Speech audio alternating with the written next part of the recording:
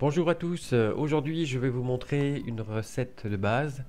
La crème ganache est une crème utilisée vraiment par tous dans beaucoup de choses, dans les entremets, les intérieurs chocolat aussi, les sauces chocolat. Bon, ce qui va changer en fait c'est la recette de crème, c'est-à-dire vous avez de la crème et du chocolat, et ce qui va changer c'est la quantité de crème par rapport au chocolat. Dans la recette que je vous propose aujourd'hui, un petit peu de beurre qui va donner un petit peu de goût et puis du moelleux, mais c'est facultatif, ce n'est pas obligé. Vous pouvez faire une crème ganache simplement avec la crème et le chocolat. Donc rien de compliqué, il suffit simplement de faire chauffer la crème et ensuite de le verser sur le chocolat. Allez, c'est parti! Donc commencez par faire bouillir votre crème, et une fois qu'elle monte là, comme ici, versez tout ceci sur le chocolat. Alors, très important, ne mélangez pas. Laissez 5 à 10 minutes, comme ceci, avec la crème chaude, qui va faire fondre le chocolat tout doucement. C'est important parce que si vous mélangez tout de suite, ce qui va se produire, c'est que vous aurez des petits grains qui ne seront pas fondus. Alors que si vous le laissez, là, comme là je l'ai laissé à peu près 10 minutes, vous mélangez seulement au centre, pour créer une masse en fait de chocolat qui va se faire au centre. Alors pourquoi c'est important? Tout simplement bien parce qu'on ne fait pas rentrer d'air. Les bulles d'air, c'est un souci quand on fait de la ganache. On change sa texture et on obtient un produit qui est un peu moins moelleux. Et c'est un peu dommage parce que c'est vraiment très très bon quand il y a cette texture. Donc mélangez que le centre. Bon là ça va vite parce que j'ai accéléré la vidéo, hein, mais ça va. C'est quand même assez long, bien que ce soit... J'ai accéléré la vidéo par 3, c'est quand même un petit peu plus long. Et surtout, alors si vous avez un mixeur plongeant, vous voyez, mettez-le bien sur le côté pour éviter que l'air rentre dedans. Et ensuite vous mixez un petit peu. Alors ça dépend, si tout est bien mélangé et intimement lié, alors c'est pas la peine de le faire. Si c'est pas le cas, ben, un petit coup de mixeur pour avoir une crème bien lisse. Ici la recette d'un sirop à gâteau, puisque j'ai fait une génoise il y a 2 jours. Donc je me suis dit que j'allais mettre cette crème ganache dans cette génoise.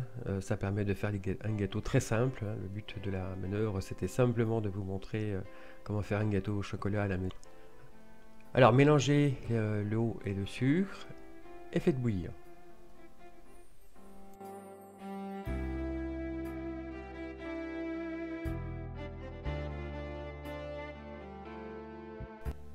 Alors versez votre sirop dans un autre récipient, de façon à ce que cela refroidisse un peu plus vite.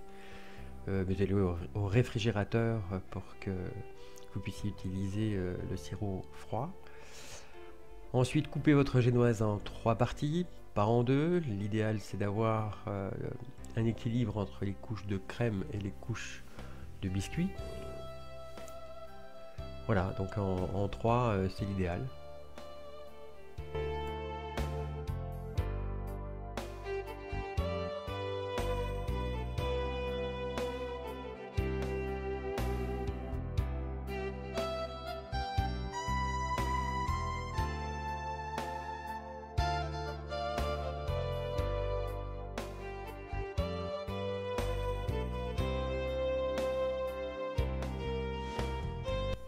Alors mettez un petit peu de poudre de cacao dans votre sirop afin de le parfumer. Un petit coup de mixeur pour que ça se mélange un peu mieux. Et ensuite, il restera plus qu'à mettre ce sirop dans le gâteau. Alors quand il s'agit de génoise, n'hésitez pas à bien imbiber le biscuit, plutôt plus que moins. La génoise, c'est quelque chose d'un petit peu épais. Il y a quand même pas mal de farine dedans. Et on a vite fait d'avoir quelque chose de sec. Alors pour pallier à cet inconvénient, n'hésitez pas à bien imbiber vos biscuits pour de la génoise. Alors quand votre crème est refroidie, laissez-la refroidir tranquillement dehors. C'est important parce que l'onctuosité que vous voyez là si vous allez plus vite, c'est-à-dire que si vous mettez votre crème au frigo pour qu'elle puisse prendre plus vite. Alors oui, c'est vrai, ça va plus vite, mais ça va tellement vite qu'à un moment donné, vous aurez peut-être même du mal à faire le gâteau parce qu'en fait la crème aura figé. Alors je suis désolé, j'ai fait une erreur avec la caméra, ce qui fait que j'ai pas pu filmer la garniture du gâteau.